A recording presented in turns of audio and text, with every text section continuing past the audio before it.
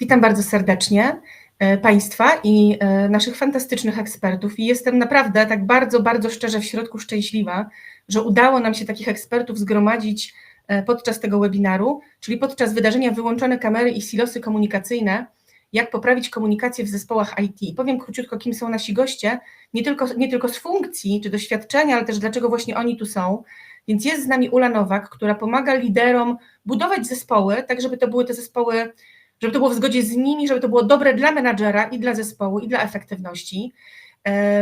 Ale Ula też jest certyfikowaną trenerką Galupa, jest też psychoterapeutką, więc bardzo dokładnie rozumie tę komunikację tam w środku człowieka, jak to działa i między ludźmi. I dlatego jest tu z nami, że pracuje sporo z liderami i zespołami również w IT, ale nie tylko w tej branży, więc ma też taki pogląd na to, jak bardzo IT się różni lub nie różni od innych branż. Jest z nami Damian Basta, który jest doświadczonym DevOpsem, pracuje w jednej z największych organizacji na świecie pewnie, gdzie jest używana technologia i wspiera swoją wiedzą bardzo różne zespoły. Chyba powiedziałeś, jeśli nie przekręcę, że zdarza Ci się co 2 dni zmieniać zespół nawet? To znaczy nasz zespół jest jeden, jako ten zespół wsparcia, ale zespoły, które przychodzą do nas po to, żeby rozwiązać swoje problemy, no rotują się cały czas, więc request może wpłynąć z każdej strony.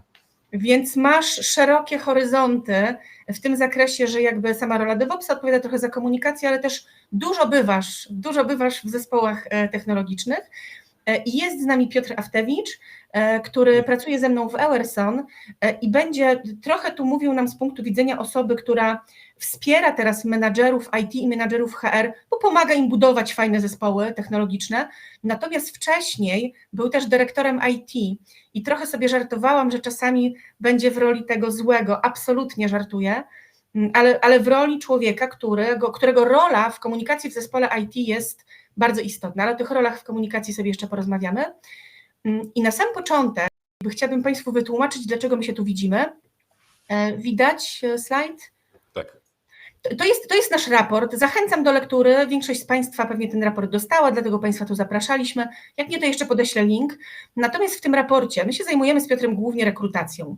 To dlaczego rozmawiamy o komunikacji w zespołach? Dlatego, że w tym badaniu, w tym raporcie tegorocznym wyszło nam, że to jest bardzo, bardzo istotny temat dla zespołów IT, bo jak zapytaliśmy firmy, menadżerów IT i HR, jakie kompetencje miękkie są dla nich najważniejsze, to oni powiedzieli komunikacja i kilka jeszcze innych ważnych rzeczy, które Państwo tu widzicie, ale komunikacja najważniejsza. A jak zapytaliśmy o to specjalistów IT, co w zarządzaniu firmą, a to jest w ogóle trzecia najważniejsza rzecz dla nich po wynagrodzeniach i rozwoju, co dla nich jest ważne w firmie, to oni odpowiedzieli komunikacja, ale zobaczcie jak bardzo.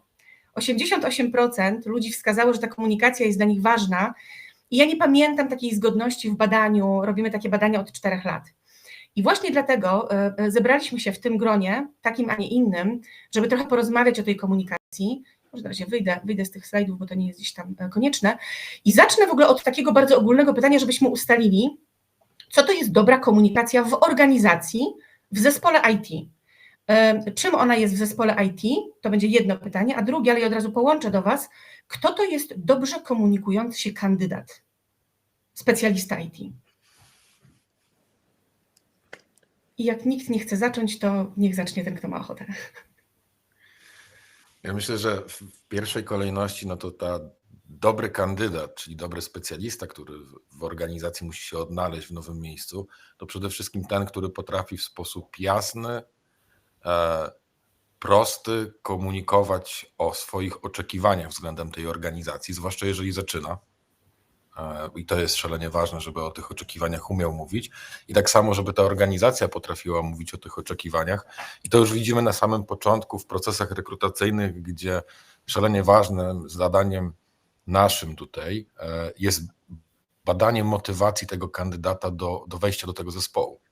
I ta komunikacja wtedy, ona jest bardzo krótka, no bo mówiąc szczerze, te procesy też rekrutacyjne dzisiaj są krótkie i tam jest mało czasu na to, żeby móc połączyć te dwie strony na dłuższe rozmowy.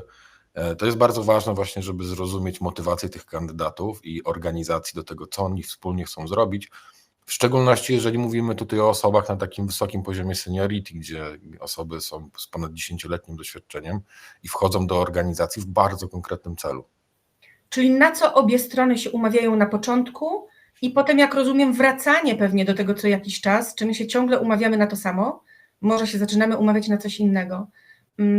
Ula, Damian, jak to wygląda z waszej perspektywy? Co to jest dobrze komunikujący się zespół IT? Ja nie będę rozdzielać na IT, bo jeżeli chodzi o komunikację, to jest dla mnie o umiejętnościach, które się sprawdzają w każdym obszarze życia, ale zapisałam sobie, to jest dla mnie dobra komunikacja czy zespół, który nazywa potrzeby, nazywa trudności we współpracy, ale też nazywa to, co idzie, czyli to, co łączy i robi to w konstruktywny sposób, czyli taki, który będzie przybliżać, a nie oddalać. I to jest dla mnie do zastosowania naprawdę do wielu branż. Damian, jakbyś ty to uprościł ze swojej perspektywy? No właśnie miałem rzucić takie uproszczenie. Dla mnie dobra komunikacja to taka, która pozwala w sposób wydajny i efektywny dostarczać oprogramowanie, jeżeli zajmujemy się jego wytwarzaniem, jeżeli zajmujemy się utrzymaniem, to w skuteczny sposób utrzymywać serwis, tak żeby dostarczyć jak najwyższą jakość. I Jeśli praca idzie efektywnie, to znaczy, że nie mamy problemów z komunikacją. Może tak być.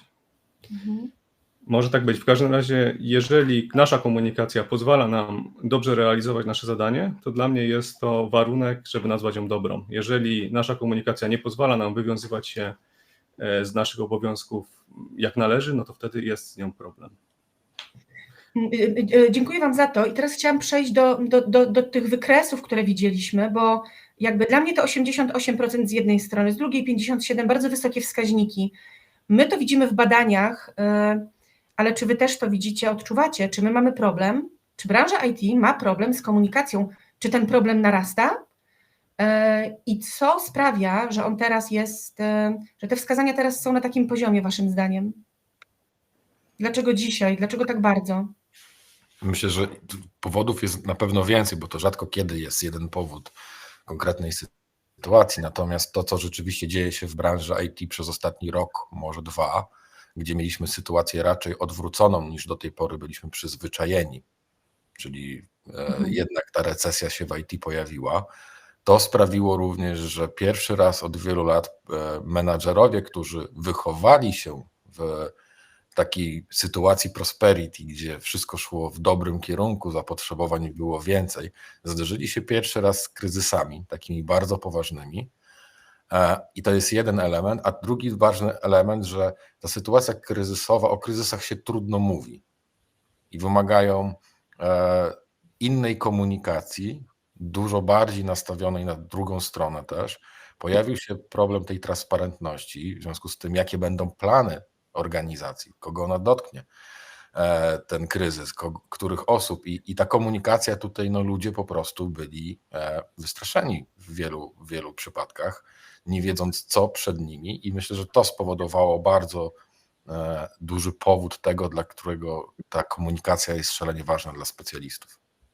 Ale muszę tu nawiązać do takiej rzeczy, bo ty mówisz o ostatnich 2 latach i jakby trudno się nie zgodzić z tym, co słyszę, ale zastanawiam się, czy to nie jest tak, że te pierwsze 2 lata i te drugie się nałożyły, czyli my byliśmy w tej sytuacji trudniejszej przez 2 lata, bo wcześniejsze 2 lata nas postawiły w innej trudnej sytuacji, czyli w pandemii, w której zaczęliśmy pracować inaczej. Tam był wysyp projektów IT przecież, naraz, wszyscy naraz, wszystko szybko, takie szybkie rekrutacje, kilkugodzinne, 2-dniowe. Bardzo szybko się te zespoły budowały, bardzo szybko realizowano projekty, no i się rozjechaliśmy się po świecie, po kraju, po domach, poszliśmy do pracy zdalnej. I teraz widzimy też coś takiego w naszych badaniach, że firmy zapraszają pracowników do biur. No właśnie, czy to, że my pracujemy na odległość, to, że to się tak wszystko poukładało, też ma wpływ, czyli czy to 4 lata wpływają na to, że teraz mamy problem? O tak, chciałam was zapytać.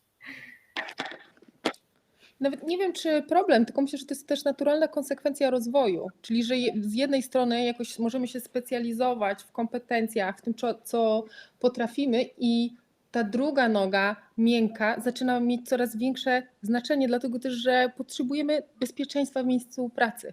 Chcemy czuć się bezpiecznie i stabilnie i jakby kryzys tylko uwypukla jak jest. Jeżeli ja nie potrafię się komunikować w kryzysie, to jeszcze i to będzie po prostu to widoczne. I ja myślę, że to patrzę na to z dwóch stron. Z jednej z sytuacji trudnych, ale z drugiej, że potrzeba bezpieczeństwa, stabilizacji jest nam po prostu niezbędna do miejsca pracy i to widać w komunikacji, nie? I w takim Ale muszę tu nawiązać do tytułu naszego webinaru, bo to trochę ty zainspirowałaś nas do tego, żeby w raporcie o tym napisać, a teraz, żeby tak nazwać część tego webinaru, czyli te wyłączone kamery. Jak ty mi powiedziałaś, że częściowo za problemy w tej komunikacji odpowiadają wyłączone kamery, to ja sobie pomyślałam, że może trochę sobie tam żartujesz, bo masz świetne poczucie humoru, a ty mi powiedziałeś, że nie żartujesz. Wytłumaczysz się teraz? Miałam takiego ochotę twista zrobić, się zapytać, jeżeli się zgodzisz, Damian, co ty myślisz o tym? Wiesz, bo to jakby ja to wymyśliłam, więc ja mogę tylko dać teraz 10 argumentów na to, żeby to potwierdzić i z przyjemnością to zrobię, ale też jestem ciekawa, Damian, twojego zdania. Czyli czy kamery odpowiadają za to, że poziom komunikacji nam spadł? Mhm. Tak mam to rozumieć. Jeżeli tak, to do pewnego stopnia się z tym zgadzam, ale to jest oczywiście pokłosie tego, że nie pracujemy w biurach, nie widzimy się na co dzień, nie mamy ze sobą takiego kontaktu bezpośredniego w sytuacjach innych niż tylko praca i to nam ilość tego typu interakcji spada, więc przez to gorzej się rozumiemy później już jak jesteśmy w pracy, bo nie wiemy co dana osoba lubi, o której godzinie ona lubi rozmawiać, kiedy jest zajęta, kiedy jest skupiona, kiedy do niej napisać, kiedy nie. Tego jest całe multum i tych rzeczy nie widzimy. Więc z tej perspektywy wydaje mi się, że jak najbardziej będzie to miało wpływ negatywny, aczkolwiek nie podchodziłbym do tego na tyle rygorystycznie, żeby powiedzieć, że bez kamer efektywna komunikacja nie jest możliwa. Bo wydaje mi się, że jest. Efektywna komunikacja to będzie dla mnie taka, hej, co się dzieje, jeżeli nie używamy kamer i co się dzieje, jeżeli kamery są, żeby to było nazwane. Bo ja myślę z perspektywy, no proszę, wyobraźcie sobie, że my teraz rozmawiamy i mamy wyłączone kamery. To po jakim czasie nasi użytkownicy, nasi osoby, które nas słuchają, by się wylogowali? W sekundę. Też mózg szaleje, jak nie widzi, co się dzieje po drugiej stronie. To jest jakby bardzo niepokojące, więc jakby ja oczywiście to wszystko podtrzymuję, że to tak wpływa. Czy to jest jedyny aspekt? Nie, oczywiście, że nie. Ale ja jeszcze trochę... Proszę, Damian. Jeżeli mógłbym tylko zwrócić jeszcze uwagę na jeden mały aspekt, taki już bardziej techniczny. Często z mojej perspektywy kamery na spotkaniach będą zbędne w momencie, kiedy omawiamy jakiś problem, załóżmy jakiś problem w kodzie lub w procesie i szerujemy konkretnie ten kod i wszyscy są skupieni na tej jednej rzeczy. Wtedy kamery przyjmują w ogóle rolę drugoplanową. Jeżeli rozmawiamy i potrzebujemy takiej socjalizacji, to jak najbardziej kamery to jest plus i tylko mogą pomóc lepiej się zrozumieć. To kiedy coś ustalamy. Ja jeszcze, Ula, chciałam wrócić do tych kamer, tak łatwo ci tu nie dam, wiesz, przepytać nas, bo powiedziałaś tam kilka rzeczy, jak rozmawiałyśmy podczas tworzenia raportu i do mnie to trafiło, jak trudno jest powiedzieć osobie, z którą pracujesz od kilku lat i która na każdym spotkaniu właściwie ma wyłączoną kamerę, jeszcze często tam wymutowany dźwięk i nie mówię o tych sytuacjach, Damian, kiedy tam się dużo dzieje takiego technicznego, tylko kiedy coś ustalamy, decydujemy, planujemy, gdzie jakby ta interakcja z drugą osobą jest ważna. I powiedziałaś wtedy coś takiego, jak trudno jest się przyznać, ja nie wiem, jak to zrobić, osobom, których nie widzę, nie słyszę i teraz nie wiem, czy one mnie ignorują, czy one nie chcą mnie słuchać, jakby co tam się dzieje. Bardzo trudno jest się przyznać do błędu, do trudnej sytuacji, ale też myślę, że bardzo trudno jest zaproponować rozwiązanie, hej, słuchajcie, to może dzisiaj zróbmy to inaczej. Ja nie wiem, jak ci ludzie zareagują, ja ich nie widzę, jakby nie mam relacji. I taką absolutną z podstaw komunikacji jest mówienie, co się ze mną dzieje i co ja przeżywam, kiedy widzę, że kamery są wyłączone.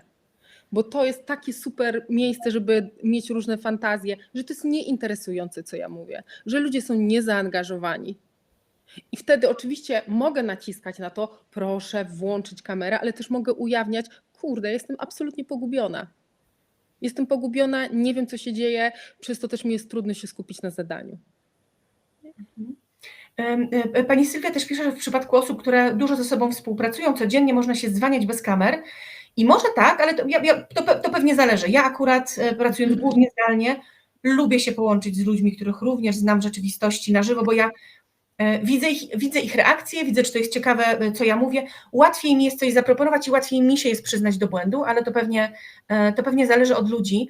Natomiast słuchajcie, to, co wymyślili w związku z tym, podczas prezentowania naszego raportu IT, bardzo wielu specjalistów HR, dyrektorów IT przyznaje nam wprost, stąd też ten webinar, że zespoły im się rozjeżdżają, że oni czują, że ci ludzie, którzy gdzieś tam kiedyś lepiej współpracowali, teraz przestają być zespołem, że oni mają zespół ekspertów, inaczej, że oni mają grupę ekspertów, a nie mają zespołu. I dlatego część organizacji zaprasza specjalistów do biur, ale są tacy menadżerowie, którzy mówią, ja ich nie dam rady zaprosić do biur, bo oni są w całej Polsce. Że pracowaliśmy w pandemii i po pandemii w konkretny sposób, ma się do tego, co mamy dziś, czy my musimy zapraszać ludzi do biur, czy mamy ich teraz zmusić do włączenia tych kamer, co zrobić z tą wizualną więzią? To ja myślę jeszcze o jednej takim aspekcie, że te włączone kamery wpływają nie tylko na jakość, efektywność tej komunikacji, ale mam wrażenie, że całej kultury organizacyjnej.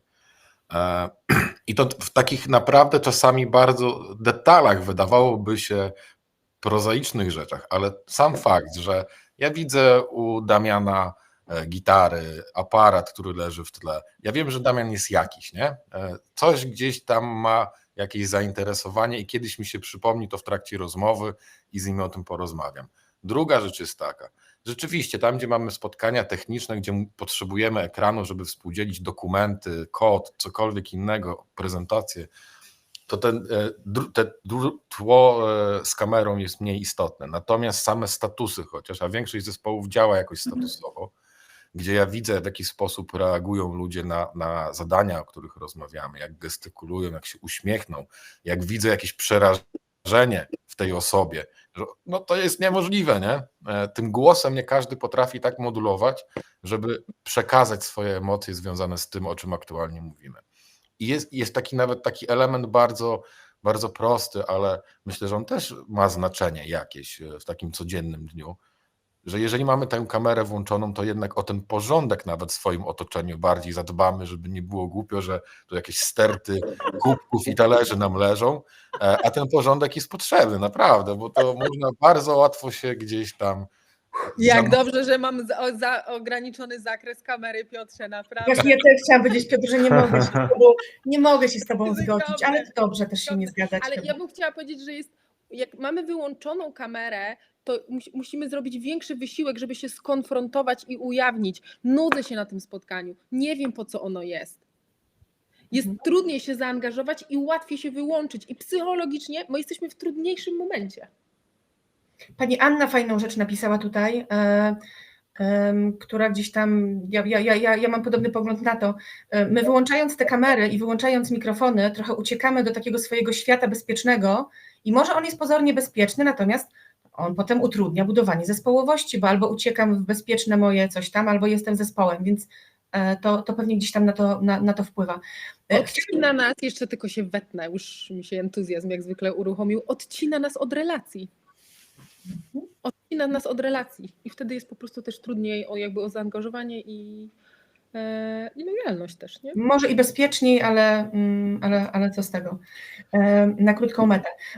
Jest w ogóle cała masa różnych wyzwań, jeśli chodzi o komunikację. Ja na razie zacznę od takich dwóch, które mamy w tytule, no bo z tych się musimy z Państwem rozliczyć. Damian, ty w rozmowie ze mną, zresztą dawno temu już, rozmawialiśmy sobie o komunikacji i bardzo mnie zainteresowało to, jak mówiłeś o roli DevOpsa jako takiego mostu w komunikacji w zespole. Gdzieś tam mówiłeś o tym, że w IT ludzie się specjalizują, i trochę coraz mniej rozumieją przez to swoją specjalizację. Nie jest to już tak bardzo naturalne, nie jesteśmy wszyscy programistami z tego samego obszaru, dokładnie z podobnym doświadczeniem i w ogóle czytamy sobie prawie że w myślach, tylko w różnych obszarach. I mówisz o takich silosach komunikacyjnych, ale te silosy to jest trochę bardziej skomplikowana sprawa, bo to nie tylko to, że jesteśmy specjalistami różnymi, tam się jeszcze parę różnych rzeczy dzieje, to gromadzenie wiedzy w zespołach. Opowiesz trochę o tych silosach, to jest też coś, co jest w naszym raporcie i bardzo mnie zainteresowało. No to jest ogólnie bardzo długi temat, bo jak ja sobie wypisywałem punkty, które mogą na to wpływać, no to ich od razu przyszło mi do głowy wręcz naście. ale wytypowałem jeden taki, który jest, wydaje mi się, bardzo ważny jako początek dyskusji i to jest perspektywa, bo skąd biorą się silosy, na przykład takie klasyczne DevOpsowe między deweloperami a operations? One się najczęściej biorą z tego, że wprowadzanie zmian jest widziane z zupełnie innej perspektywy przez jeden i przez drugi dział. Dla jednych to jest niebezpieczeństwo, bo wprowadzamy zmianę i coś może wpłynąć na stabilność, dla drugich to jest progres, rozwijają aplikacje, wprowadzają coś nowego, nowa wartość dla użytkowników. I takich perspektyw i spojrzenia na różne aspekty projektu jest cała masa i to na różnych szczeblach organizacji, na której się znajdujemy.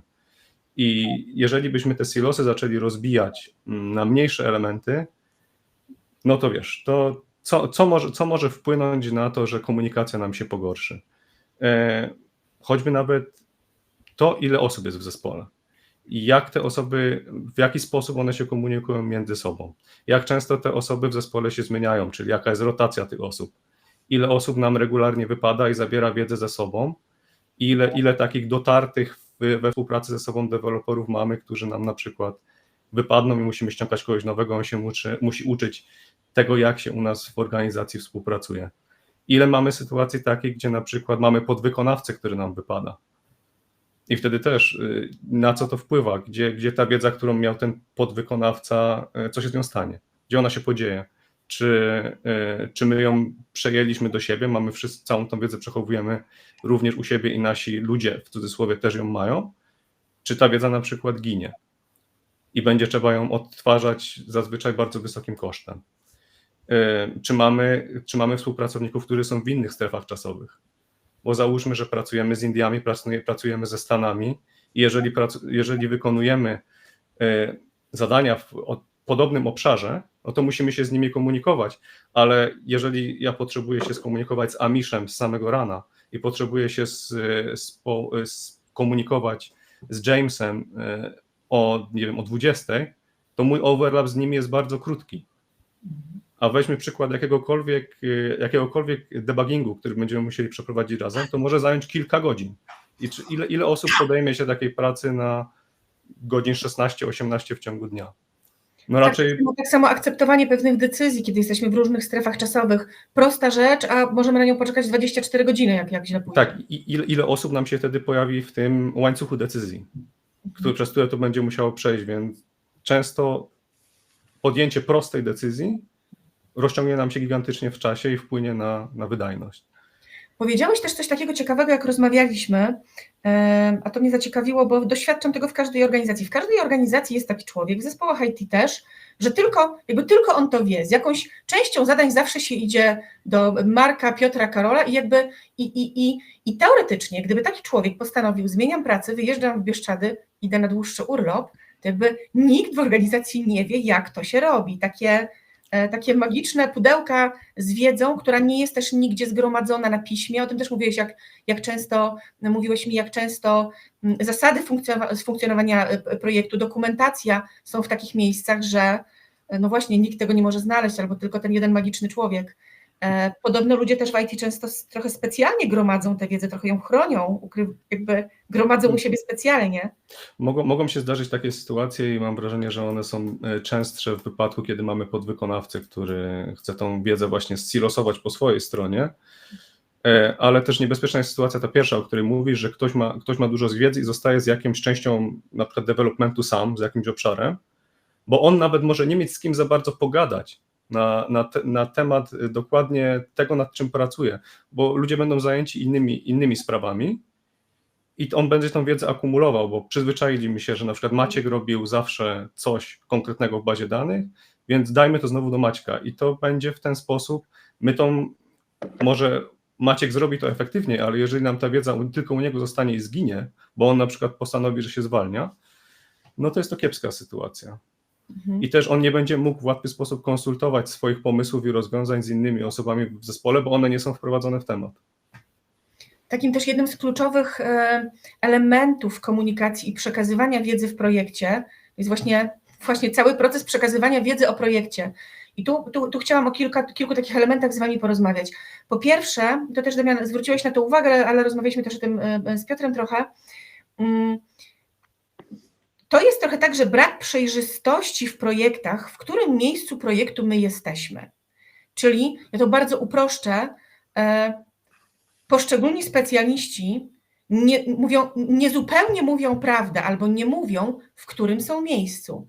I to jest zarówno na etapie planowania pracy, nie zawsze mówią, że tyle a tyle godzin ja się wyrobię, czyli jakby ten brak szczerości się już zaczyna na etapie dzielenia pracy i potem w trakcie wykonywania projektu. Powiedzcie trochę o tym, jak to wygląda, a Ciebie, Ula, bym bardzo poprosiła, żebyś nam podpowiedziała potem, jak znaleźć rozwiązania z takiej sytuacji, bo czuję, że będziesz znała odpowiedź.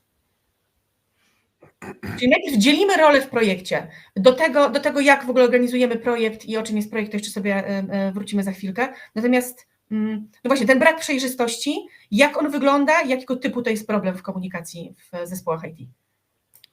To tutaj ja tak nawet bym powiedział trochę szerzej, że jedno to jest szczerość w komunikacji na poziomie realizacji projektu, ale też pamiętanie o tym, że dla wszystkich członków zespołu, nieważne w jakiej roli oni funkcjonują, bardzo ważny jest cel w ogóle tego projektu i po co my to robimy, gdzie jesteśmy, co chcemy osiągnąć.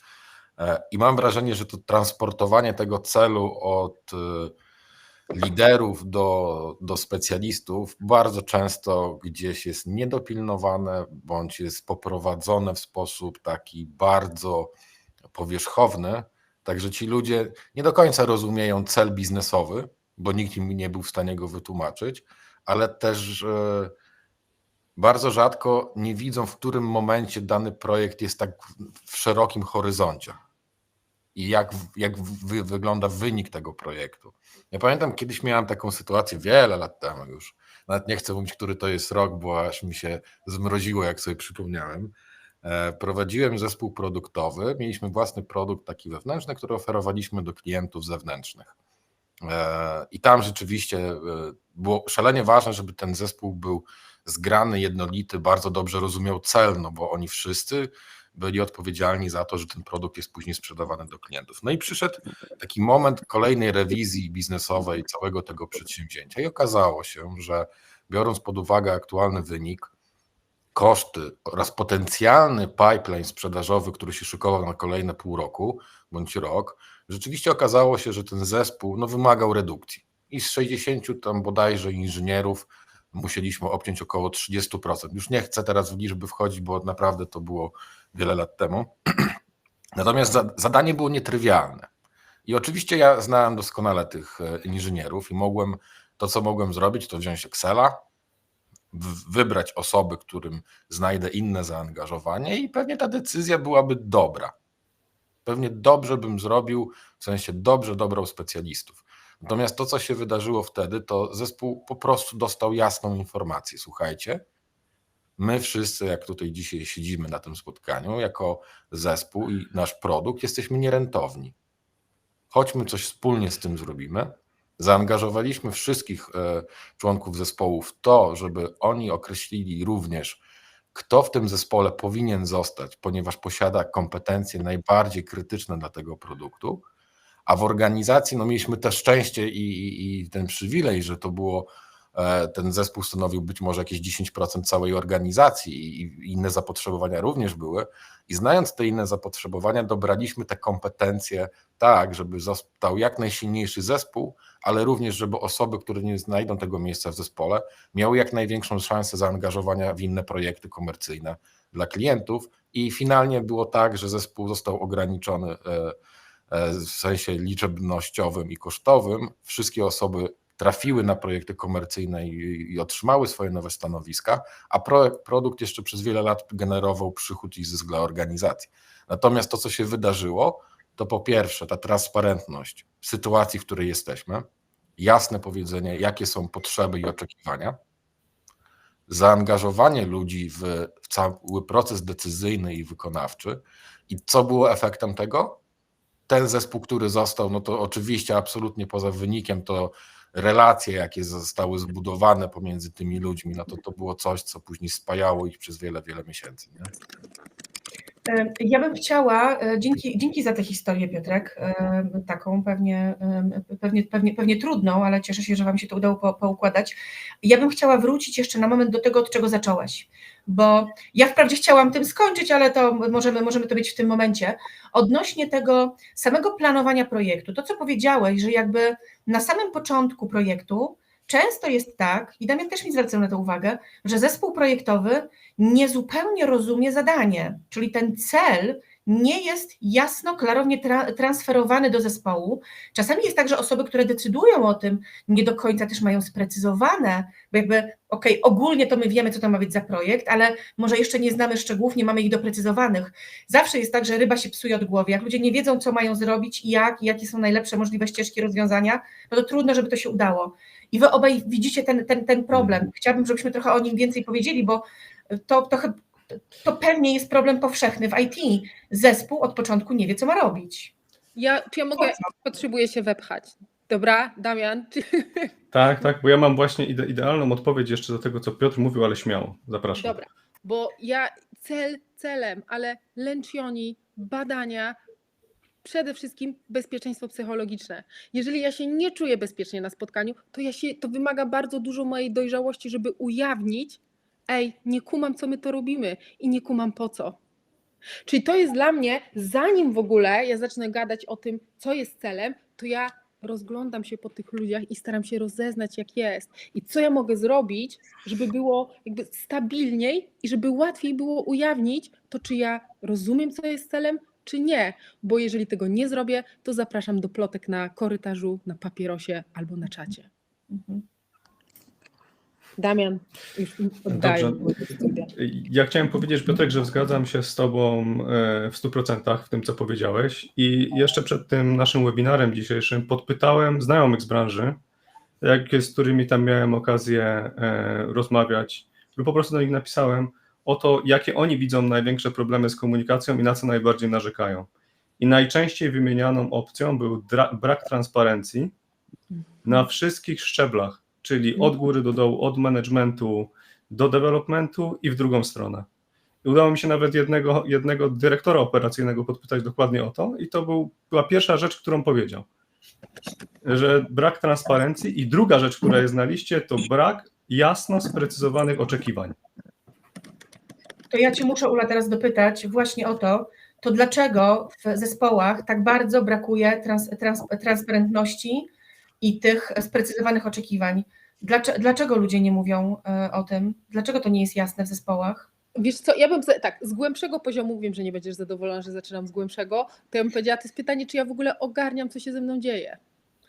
Czy ja rozumiem w miejscu pracy, co ja przeżywam, bo jeżeli jakby nie wiem, co przeżywam i nie potrafię tego nazwać, że mam niejasność, to tego nie zakomunikuję. Więc to jest ten kawałek, o którym ja zawsze mówię, że jakby walczymy o świadomość w miejscu pracy. Czyli żeby te osoby, które o tym decydują, zastanowiły się, czy ja wiem, co robię, czy ja wiem, czego nie wiem? Bo czy ja wiem, co się ze mną dzieje w związku z tą sytuacją? Sytuacja kryzysowa powoduje wzrost stresu, strachu. I to wymaga też jakby dojrzałości, żeby się przyznać, że tak jest, a dwa, żeby to komunikować i to nawet trochę odwołam się do tego, co tu się pojawiło na czacie, co zrobić, żeby ludzi nie urazić. To wymaga też mojej gotowości do przyjęcia tego, że ludzie zaczną mówić, ale co? Ale jak? No ale my tego nie rozumiemy, a wcześniej mówiliście inaczej. No to nawet jak ja mówię te pytania, to ja czuję, że mi się robi gorąco nad iloma rzeczami, ja muszę jednocześnie panować i rozumieć, co się dzieje i to jest trudne. Jedno to jest chyba nie urazić, a drugie to jest to, że jak mamy zespół ekspertów menadżerów, ekspertów analityków, ekspertów od różnych technologii i teraz przychodzi taki ekspert od czegoś i mówi ja nie wiem. No przecież ekspert nie może powiedzieć ja nie wiem. Więc czy to nie jest też trochę o strachu? Kto to wymyślił, że nie może powiedzieć, że nie wiem? Jakby ja wiem, że jest takie doświadczenie też, nie? Wiesz, ale no, Damian. No, z mojej perspektywy obowiązkiem eksperta jest powiedzieć, że nie wiem. Bo ekspert nie jest zawsze od tego, żeby wszystko wiedzieć, tylko ekspert jest od tego, by posiadać kompetencje, żeby zgłębić dany temat i się dowiedzieć. I ekspert jest od tego, żeby zadawać pytania. Jeżeli mamy organizację, w której jest jakiś problem i bierzemy człowieka, który w cudzysłowie jest ekspertem, no to on nam nie powie, gdzie jest problem od razu, chyba że problem jest trywialny. Jeżeli problem jest złożony, to będzie musiał przysiąść przestudiować, jak działamy, co robimy, jaką mamy aplikację, jak u nas wyglądają procesy i wtedy dostaniemy odpowiedź. Cytat Ja- z tego sobie. Dziękuję. Ja byłam uczona w psychoterapii, że nie wiem jest cudownym punktem wyjścia. No tak, bo zastanawiamy się wtedy co. Góra to góra, ale potem właśnie w całym projekcie to nieprzyznawanie się do niewiedzy, ten brak takiej szczerości i przejrzystości, on nie jest tylko na górze, on też jest często, przytrafia się członkom zespołu. Gdzie jest ten brak przejrzystości i szczerości w trakcie realizowania projektu IT? Może być wszędzie. Na każdym etapie procesu wytwarzania oprogramowania. A I gdzie to- gdzie tego najczęściej zauważasz? Bo coś mi się wydaje, że go zauważasz w pewnych miejscach. Bardzo to. Od czego to zależy jeszcze, ja bym Damian ci dorzuciła, jakby ci było mowa, to wiesz, od czego to zależy twoim zdaniem?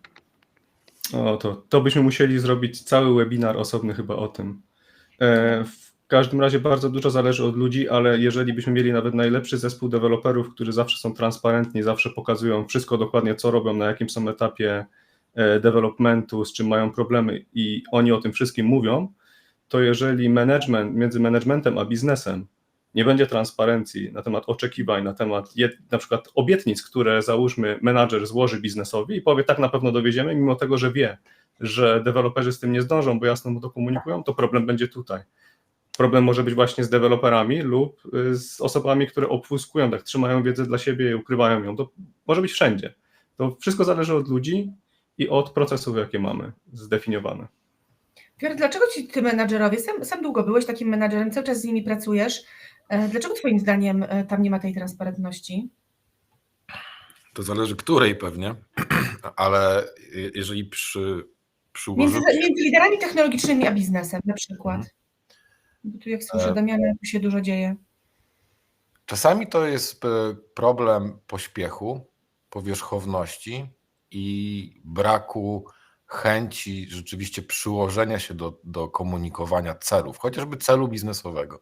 Jeżeli mówimy o tym, że zaczynamy projekt, gdzie mamy rozwiązanie e-commerce'owe służące do sprzedawania jakiegoś produktu, załóżmy.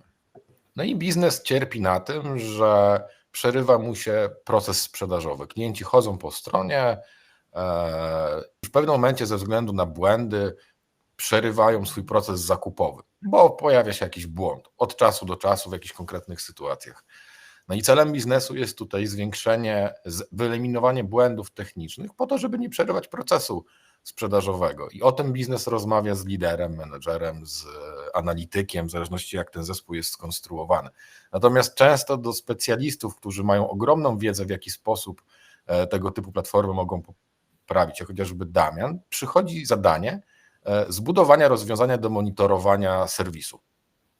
Ale nie jest powiedziane tam, że dlatego, że nam się przerywa proces sprzedażowy.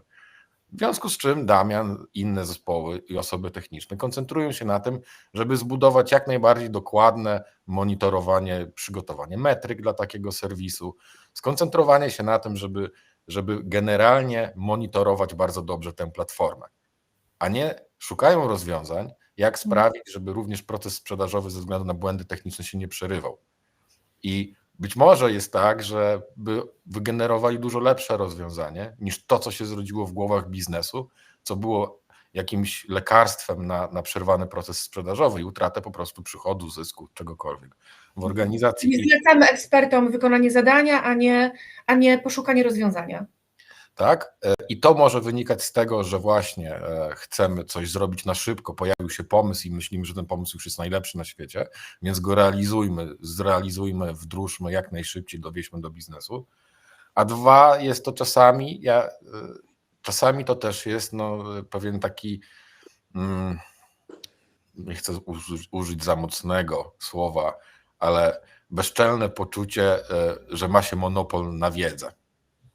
I że to ja teraz jako lider tu wymyśliłem, bądź jako analityk wymyśliłem rozwiązanie, które rozwiąże problem biznesowy, a nie poszedłem do zespołu, który takie problemy rozwiązywał przez ostatnie 15 lat również. I nie zapytałem, słuchajcie, klientowi się proces sprzedażowy nie zamyka, bo są jakieś błędy. Usiądźmy, zastanówmy się, jak to zrobić, ale całym zespołem. No. Chcę Was teraz zapytać, bo powoli zbliżamy się do końca tego spotkania, a chciałam bardzo poznać Wasze zdanie na temat taki, kto jest odpowiedzialny za komunikację w zespole, w tym przypadku w zespole IT. Czy tam w ogóle jest ktoś jeden odpowiedzialny? No właśnie, kto? Kto ma zacząć? Poczekaj jeszcze chwilkę, doprecyzuję. W takim kontekście, że widzimy, że są problemy i teraz chcemy też je zacząć naprawiać.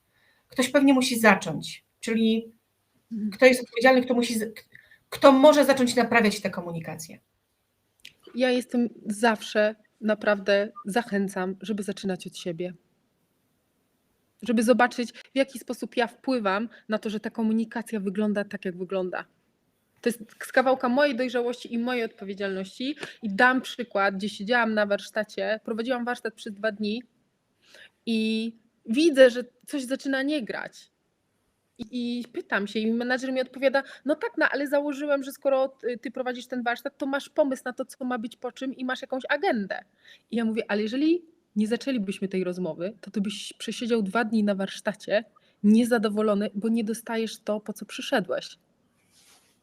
I to jest dla mnie o tym, żeby umieć też, że dla mnie naprawdę dobra komunikacja jest o tym, żeby umieć się różnić i nie zgadzać i szukać punktów porozumienia.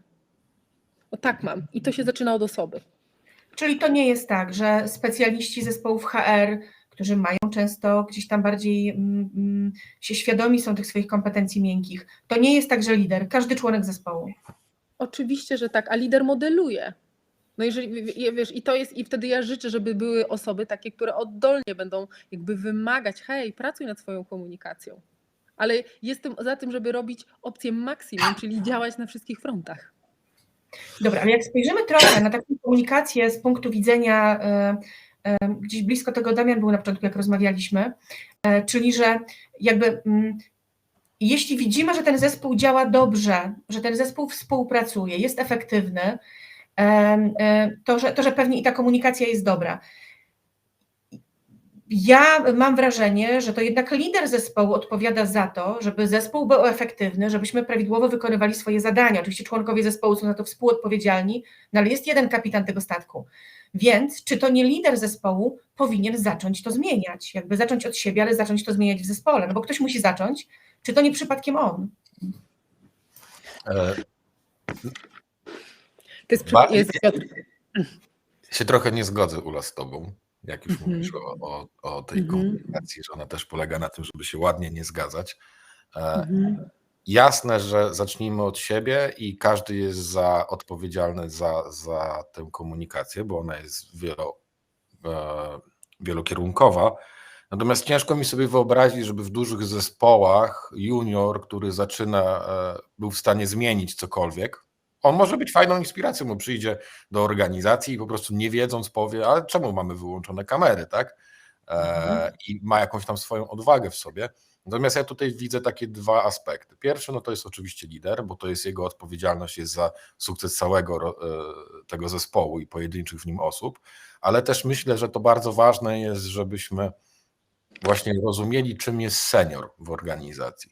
Dla mnie seniority to nie jest tylko i wyłącznie rubryka w latach doświadczenia i wiedza tego człowieka, ale też, i to już nie tylko IT, ale również inne wszystkie biznesy. Dla mnie senior, jeżeli rozmawiam o czyimś awansie i wejściu na ten poziom seniora, gdzie on dostaje przedrostek przed tytułem i wyższe uposażenie, to jest też dbanie o te takie nieoczywiste aspekty, dawanie przykładów, wychodzenie tak ze strefy komfortu i trochę wyrzucanie innych ze strefy komfortu po to, żeby pokazać i zwrócić uwagę, że słuchaj, no zadbajmy, coś tu nam nie gra w tej komunikacji.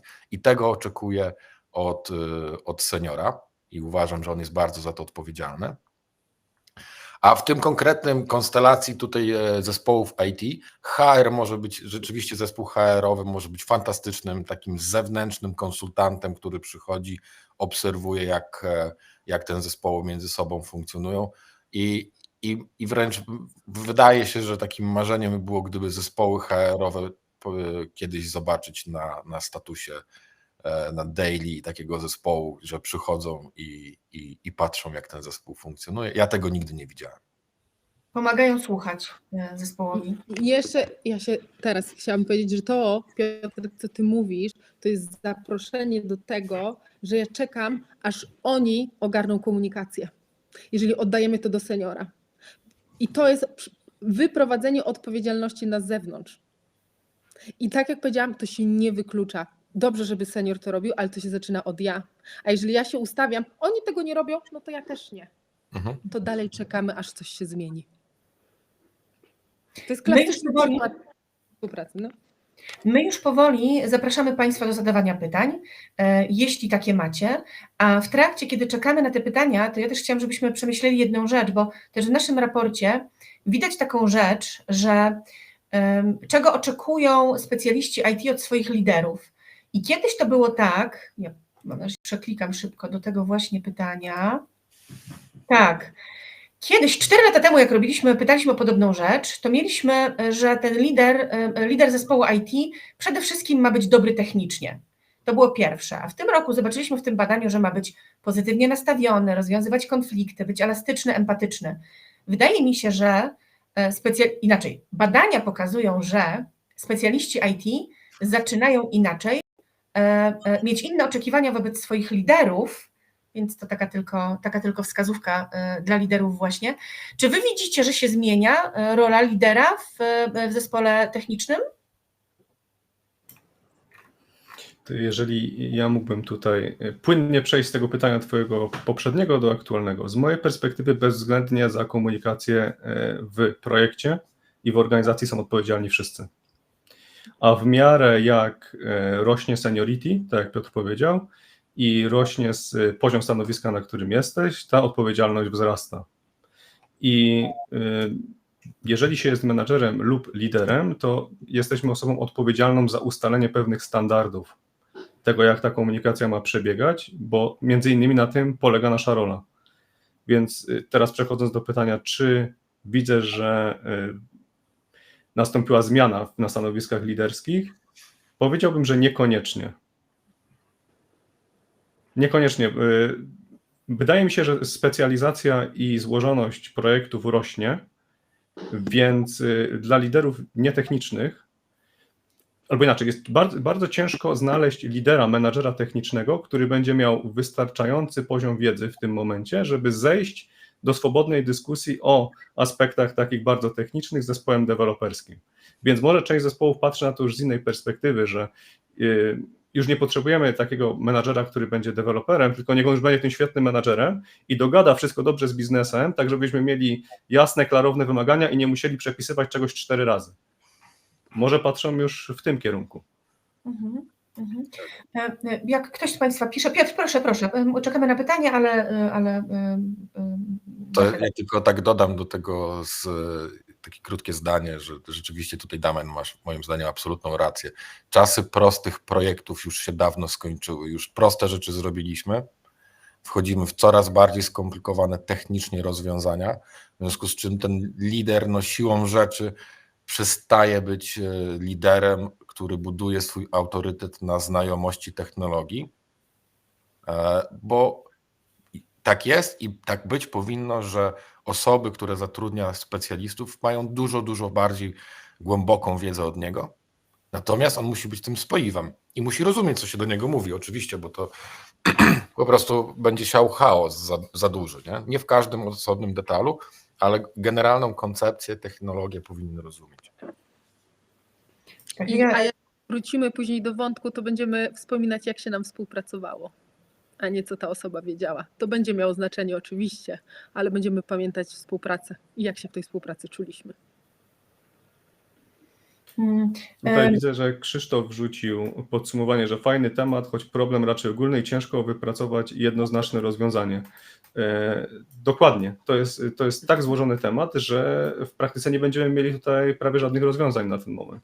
Możemy tylko wypisać te punkty jakby trudności, spróbować zidentyfikować te obszary, które do takich trudności prowadzą, no i sprawdzać, czy one się pojawiają u nas w organizacji, czy nie i rozwiązywać je na bieżąco, szukając po prostu jakichś zmian, które mogą to poprawić, ale no niestety nie ma raczej jednego złotego środka, żeby to Szczególnie, że rozwiązać. samych problemów jest cała masa. My tu też nie przyszliśmy po to, żeby Państwu dać jedno złote rozwiązanie, bo takiego nie ma, bo organizacje są różne, a w organizacjach każdy człowiek jest inny i każdy projekt i problem jest inny. Bardziej chcieliśmy Państwu pokazać, gdzie leży, z czego wynika większość tych problemów i żebyście właśnie przyjrzeli się, czy macie je w swoich organizacjach, no a potem jak zdiagnozujecie, jaki macie problem, a każdy będzie inny, nawet jak go gdzieś tam podobnie nazwiemy, to żebyście mogli poszukać rozwiązań. Ja widzę, że kolejnych pytań nie mamy, ale Ula, jeszcze chciałaś coś dodać? Że jest podstawową taką umiejętnością jest nazywanie tego, co ja widzę. Nie? Czyli hej, mam poczucie, że się nie rozumiemy. Ej, mam poczucie, że mamy spotkanie, gdzie mamy wyłączone kamery. Po prostu. Mam poczucie, że nie rozmawiamy o błędach, mam poczucie, że nie rozmawiamy o trudnościach. Tak, i nazywanie rzeczywistości jest prostym zabiegiem komunikacyjnym, który już zaprasza do tego, żeby otworzyć to, jak jest między nami. To rozumiem, że to jest odpowiedź na pytanie o to, od czego zacząć. Dokładnie. Pewnie właśnie od tego. My Państwu bardzo dziękujemy za obecność z nami. Mamy nadzieję, że ta wiedza się Państwu przydała. Wyślemy Państwu nagranie tego spotkania. Wyślemy Państwu też raz jeszcze raport, żebyście mogli zagłębić się w ten obszar, ale też w inne. I bardzo serdecznie dziękuję Uli Nowak, Damianowi Baści i Piotrowi Aftewiczowi za to, że podzielili się fragmentem swojej wiedzy. Bardzo Państwu polecam obserwowanie tych mądrych ludzi, bo mądrą wiedzą się dzielą. Dziękujemy serdecznie. Dziękujemy. Dziękuję bardzo.